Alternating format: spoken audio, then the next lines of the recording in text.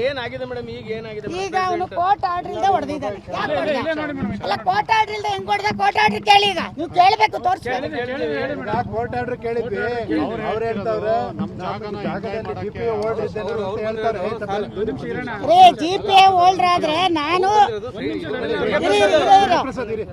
5 ಕುಂಟೆ ಅವಂದು, ನಂದು 40-60 ಸೈಟು, ಅವ್ನು 5 ಕುಂಟೆ ಅಲ್ಲಿ, ನನ್ ಜಾಗ 40-60. ಇರಿ ಪ್ರಸಾದ್ ಇರಪ್ಪ, 5 ಕುಂಟೆ ಜಾಗ ಅಂದ್ರೆ ಗೊತ್ತಲ್ರಿ ನಿಮ್ಗೆ ಎಷ್ಟಿರುತ್ತ್ರಿ. ಈಗ ಅವ್ನು ಎಲ್ಲೋದ ಕರೀರಿ, ಈಗ ಆಗ್ಬೇಕೀಗ, ನಂಗೆ ಕ್ಲಿಯರ್ ಆಗ್ಬಿಡ್ಬೇಕು. ಇವತ್ತು ಏನ್ ದಿನ ಬರೋದು ರೌಡಿಸಮ್ ಮಾಡೋದ?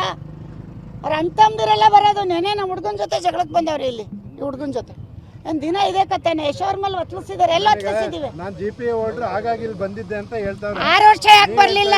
6 ವರ್ಷ ಯಾಕೆ ಬರ್ಲಿಲ್ಲ? 6 ವರ್ಷ ನಾನು ತಗೊಂಡು ತೋರಿಸ್ತೀನಿ. ನಾನು ಗೌರ್ಮೆಂಟಿಗೆ ಟ್ಯಾಕ್ಸ್ ಕಟ್ತಾ ಇದ್ದೀನಿ, ಯಾಕೆ ಬಂದಿಲ್ಲ 6 ವರ್ಷ ಹೇಳಿ?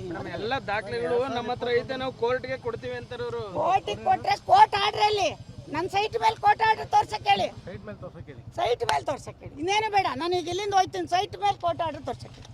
ಈ ಸೈಟ್ ಮೇಲೆ ಕೊಟ್ಟಿಲ್ಲ, ಯಾವ್ದೋ ತಗ ಬಂದಿರೋದು.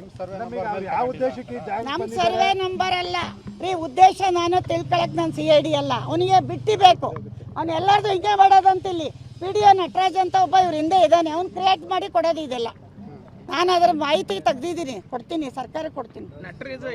ಅವ್ನು ಯಾರೋ PDO ನಟರಾಜು ಇದನ್ನ ಈ ಖಾತೆ ಮಾಡ್ಕೊಟ್ಟವ್ನು, ನನಗೂ ಮಾಡವನೆ, ಅಮ್ಮಂಗೂ ಮಾಡವನೆ. ಅವನು ಈ ಬೌಂಡ್ರಿಲೆಲ್ಲ ಮುಂಚೆ ಕೆಲಸ ಮಾಡಿದ್ದವನಂತೆ. ಇವನು ಶಿಷ್ಯ. ಇವನು ಬರೀ ಮಾತಾಡೋದಷ್ಟೇ, ಇವನೇನು ಇಲ್ಲ. ಇಂಥವ್ರನ್ನ ಕ್ರಿಯೇಟ್ ಮಾಡಿ ಇಟ್ಕೊಂಡಿದ್ದಾನೆ.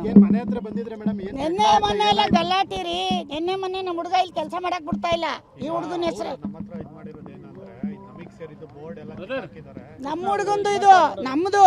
ಎಲ್ಲೈತೆ ಅವ್ರದ್ದು ಅಂತ ತೋರ್ಸಕ್ ಹೇಳಿ.